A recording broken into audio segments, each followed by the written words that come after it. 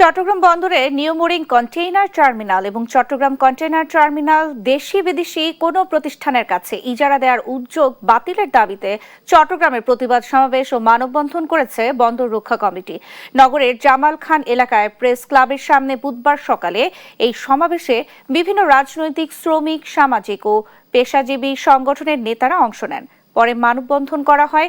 বক্তারা বলেন, দেশের বৈদেশিক বাণিজ্যের প্রধান প্রবেশদ্বার চট্টগ্রাম বন্দরের গুরুত্বপূর্ণ দুটি টার্মিনাল এনসিটি ও সিসিটির ব্যবস্থাপনা নিয়ে যে কোনো সিদ্ধান্ত জাতীয় স্বার্থকে সর্বোচ্চ গুরুত্ব দিয়েই নিতে হবে।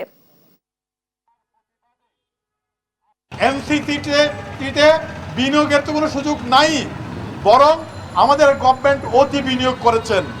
তার অপারেশনের জন্য 12টি গেন্ট্রি ট্রেন লাগে, সেখানে আমাদের গেন্ট্রি ট্রেন আছে এখন 14টি। আপনারা জানেন কন্টেইনার টার্মিনালের জন্য গেন্ট্রি ট্রেন অত্যন্ত ইম্পর্টেন্ট। সবচেয়ে ইম্পর্টেন্ট বিষয় হচ্ছে গেন্ট্রি ট্রেন। বন্দর দিয়ে দেওয়ার জন্য তিনি ব্যবহার করেন, আমরা তো সেটা মানতে পারবো না। আমরা 7.5 কোটি এই বাজেটে শ্রমজীবী মানুষদের শিক্ষা খাতে বাড়িয়েছে ভালো, স্বাস্থ্য খাতে বাড়িয়েছে ভালো। আমরা 7.5 কোটি জনগণ শ্রমিকের জন্য কি বাড়িয়েছেন? বাজেটে কোনো কিছু না।